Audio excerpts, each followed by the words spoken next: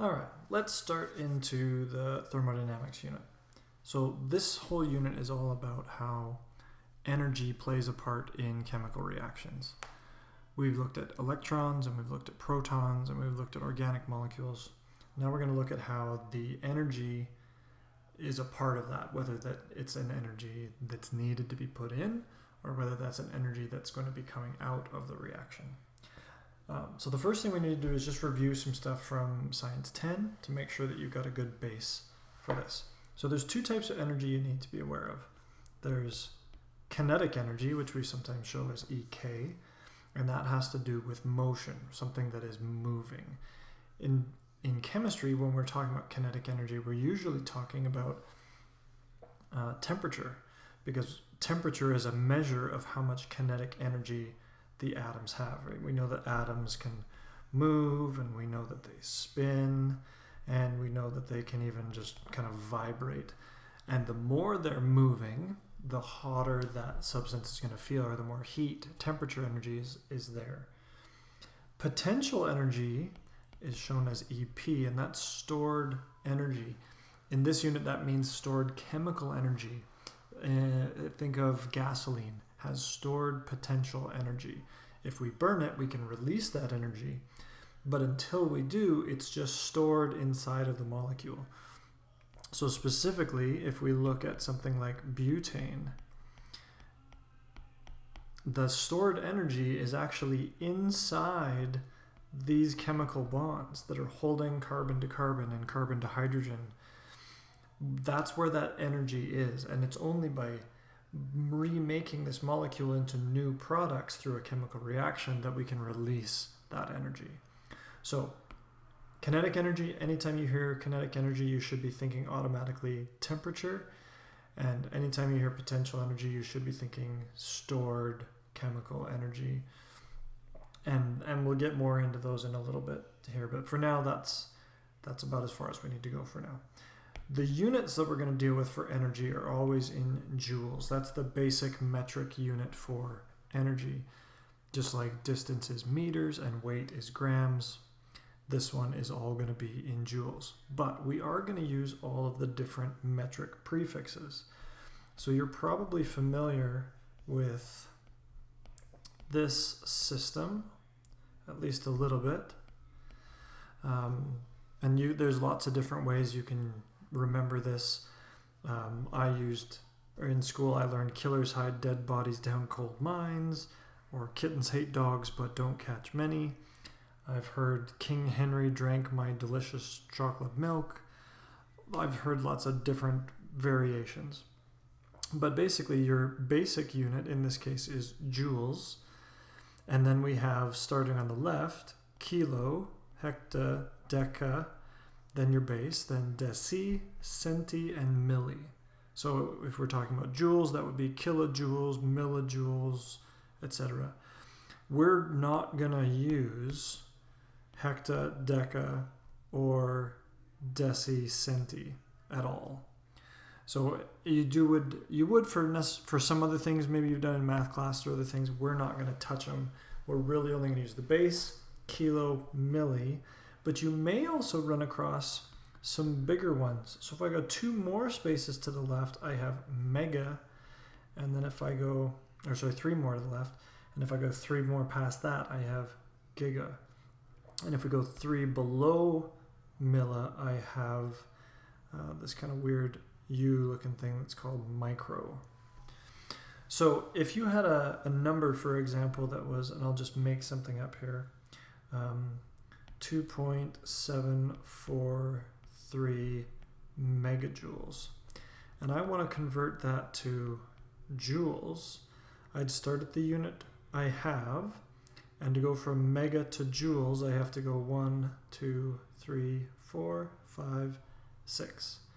So that means my decimal place needs to move 6 to the right. So 1, 2, 3, 4, 5, 6. And these empty spaces, you would add in zeros. So this is 2743000 joules. And that will work for any of these. Just don't forget these empty spaces here, here, and here. that you still need to account for if you're using this kind of method to make your conversions. Okay?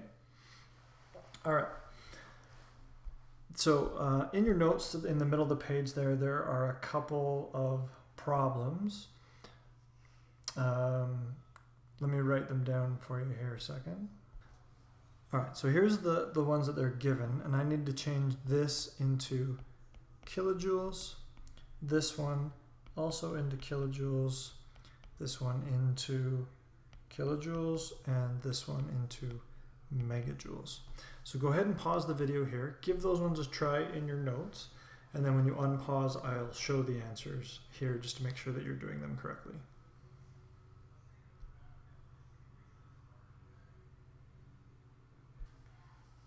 Okay, here's them filled out. So we should have got 10.5 for the first, 120 for the second, 100 for the third.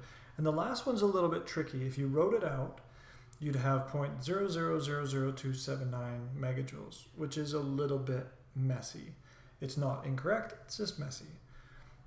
So you could have also done scientific notation to get 2.79 times 10 to the negative fifth megajoules. Now in this unit, the reason we're going through this is most of the time when you're saying a number, unless the question specifically asks for megajoules, I would not do that number in megajoules. It doesn't make sense to tell me I have 0.0000279 megajoules. It makes way more sense to say the original number, to say I have 27.9 joules. So most of the time our answers in this unit, we will not do scientific notation unless they ask for it. But most of the time what we'll do is convert it to a unit where the number is more understandable, right? 27.9 is way better than 0.0000279. So we're going to convert, and the same thing on this first one, instead of saying 10,500 joules, we can say 10.5 kilojoules. That's a little bit quicker, cleaner, easier to kind of comprehend. Okay. Then we need to also remember a review quickly. You should have learned about exothermic and endothermic. So in exothermic, you have whatever the reaction is giving off energy. So it's releasing energy into its surroundings. If something is endothermic, well, that reaction is absorbing energy. It's consuming energy in order to make the reaction take place. So make sure that you're aware of that. And then the laws of thermodynamics, just as a reminder, that energy can't be created or destroyed. So even in this endo-exothermic reaction, that energy has to come from somewhere. It's not just created. It's being released from those chemical bonds, or it's being stored into some new chemical bonds in the products.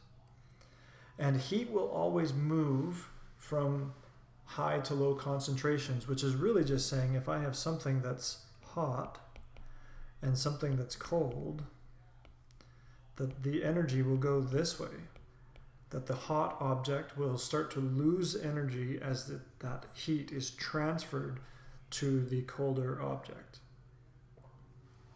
All right, that's it for this first one.